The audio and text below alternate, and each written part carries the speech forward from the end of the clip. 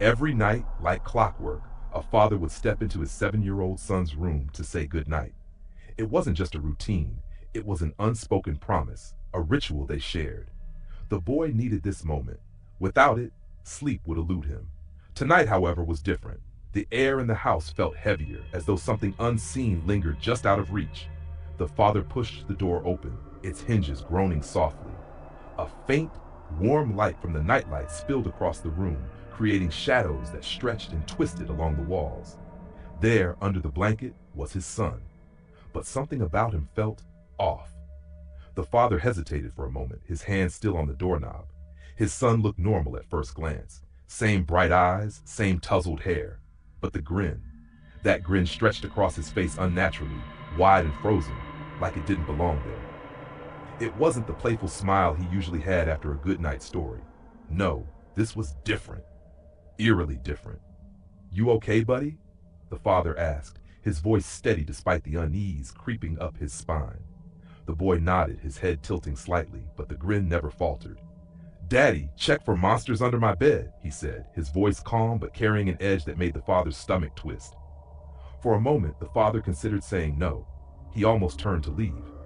But then he laughed nervously, trying to shake off the odd feeling. "All right, champ," he said. "Let's make sure it's all clear." He knelt on the floor, the wooden boards creaking under his weight. Lifting the edge of the blanket, he peered beneath the bed. The dim glow from the nightlight barely reached into the darkness. His heart thudded once, twice, and then stopped cold. Under the bed, pale and trembling, was his son. The boy's face was streaked with tears, his eyes wide and filled with terror. He pressed himself against the wall as though trying to disappear into it. "Daddy," the boy under the bed whispered, his voice cracking with fear. "There's someone on my bed." The father froze, his mind racing. His throat tightened as his gaze flicked between the trembling boy beneath the bed and the figure lying above it. A chill crawled down his spine, slow and deliberate, like ice water pouring down his back. He couldn't move. He couldn't think. Who or what was lying on the bed? The figure above shifted slightly, the blanket rustling softly. It still wore that same unnatural grin, a grotesque mockery of his son's usual smile. The father's breath came in shallow gasps as he realized he could feel its eyes on him. It was watching him, waiting. He backed away slowly, his knees nearly giving out. The boy under the bed whimpered, reaching out with trembling hands. "Don't leave me, Daddy. Please." The plea shattered the father's paralysis. He reached under the bed and grabbed his son, pulling him out with a strength he didn't know he had. The boy clung to him, his small hands digging into the fabric of his shirt. The figure on the bed laughed. It was a low, guttural sound that didn't belong in a child's throat. The father stumbled to his feet, clutching his son tightly as the laughter grew louder, echoing through the room. The thing beneath the blanket sat up, its head tilting unnaturally to the side. Its grin widened, impossibly so, until it seemed to split its face. "What are you?" the father demanded, his voice shaking. The figure didn't answer. It simply stared, its dark, soulless eyes boring into him. The boy in his arms buried his face in his father's chest, his small body trembling violently.